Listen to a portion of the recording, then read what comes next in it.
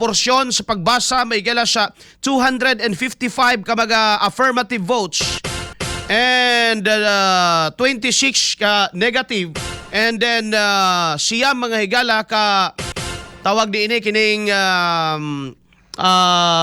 abstention. Unya dunay 20 kapin nga wa magpakita. Ambot og naunsa to sila basig ipangkigwa na to. Pero again matod pa nila bisan pag nagpakita tong 20 di man makadugang mga higala sa kuan. Dili na siya ingana ka significant number gumikan kay grabe. Mga katropa ang kadako sa numero.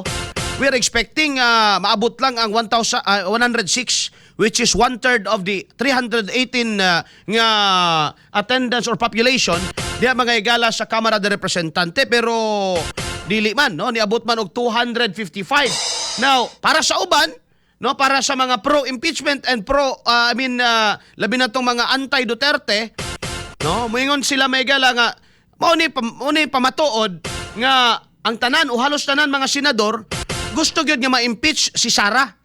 Bullseye! Bullseye!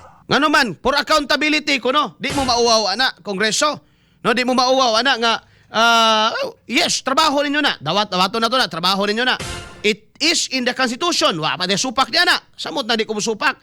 Nagi na sa Constitution, but ang inyong gihimo dili ni mga higala mag-exempt ninyo, or it will not make you or appear mga higala nga kamo why mga anomalya sa diha. Kaya kung butsubayon mga higala, hugaw raskuko kanang anomalya mga higala ni Vice President Sara Duterte nga inyong gipahid ngadto niya. Bullseye! Bullseye! Kaya kung mag-inuting kaya ay mga kaigsunan mas dako ang nawa og di na ni kinahanglan pa natong lalisan og naabay nawa o wala. Naagyoy nawa may gala naagyoy gikawat nga kining pondo sa atong gobyerno. Ang pangutana lang ron, kinsa man ang nakapahimulos mga kaigsunan? Bullseye! Ang kining nakalabay nga administrasyon sa Kongreso, ang former speaker nga si Martin Romualdez, pakita man may gala kagahapon. Mura yun siyang nisubay sa iyang farm. No, nagpakita man ni kagahapon mga kaigsunan. Ang iyang administrasyon o ang iyang paghupot mga higala pag dumala niya sa Kongreso, dili ba yun ikalimon nga nalimin mga higala sa isyu? Bullseye! No? O siya mismo mga higala ana, ningon. Nga di siya musugot mga higala nga siya ra po'y ma-down. Kinahanglan po may higala nga madamay sa sila. Una mga kaigsuunan. No, di ta ba kaingon nga wag gyud sala dining kuan. Okay gyud dining kamera gubikan kay kalimang ka nagkahiusa gyud sila. Dili mga kaigsuunan. No, ang 255 daghan nagrason. Kaya 255 may gala ka mga pangalan daghang rason. Naturalmente, kadto mga igalang miyembro sa Committee on Justice, no? Katong 55 ka mga miyembros Committee on Justice, natural na mga katropa nga mo kuan gyud na sila, no? Mo yes gyud na sila. Kay base man sa may gala sa ilahang pag-uyon sa ginaingon may gala nga quote unquote evidence nga gina-present during sa ilang may galang hearing o sa ilang mga igalang investigation mga katropa. Karon, nadugangan kini ang uban may galang moingon nga nag-yes ko pero it doesn't mean nga against Sara ko. No, nag-yes ko gumikan kay aron mahumanan ni. No, as unsa may inyong sentimiento ni na uyon ra ba mo nga nag-yes sila aron nga mapaingon na ni sa Senado? Kay pag-abot sa Senado ani may gala that's another story. Lain na sa dang istorya labi na karon may gala nga dili na si Soto ag Senate President. May lag may galag di na magurgor. No? May lag makasubida pa na may gala ng impeachment. O mukaon na sa siyag oras. Mukaon na siya sa oras mga higala. Ang atong hangyo labi na karon mga higala sa bagong liderato sa impeachment, sa Senado mga kaigsunan with Senator Alan Peter Cayetano as the new Senate President. Ang atong hangyo, di ta moingon nga ayon yung dawata ag impeachment. Okay, dawata if they had na number man gyud, dawata ninyo. Pero di may gali atong hangyo usa. Kung naano na sa inyo tubangan ng impeachment, please investigate flood control anomaly. Investigate the 18 Marines. Dili kay sila mao'y imbestigahan. Ang imbestigahan ang ilang gipanulti. No? Ang ilang mga higalang gialiga ang mga tao nga ilang gimension. Please investigate ang gipang mention ni Orly Gutesa. Bullseye. Kadaghan na may galang panahon nga na-mention sa mga kini mga galang mga testigo ang pangalang Martin Romualdez, BBM. Pero nga no man may galang wa man jud na sila madutle. Kay matod palagi og nilaksyon pa, wala kunoy direct link nga magkutay nini mga tawhana. And they have been mentioned many times by these people nga nitungha may gala nga dunay kalambigitan labi na sa pagpang-deliver niya ng mali-maletang mga kwarta. Bullseye. Bullseye. Even saldiko mga kaigsunan. Di ni mo pwede nga ipasangil o ipahid lang tanan mga igsuon kang saldiko. Dili ka pwede mga igalang mo ingon nga si saldiko mao'y utok sa tanan.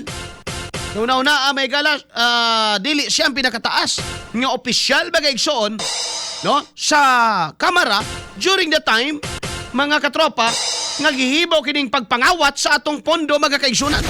Bullseye. Kauban si Katropang Arnel Cortez. Bullseye. Diba? Siya ba di ang speaker?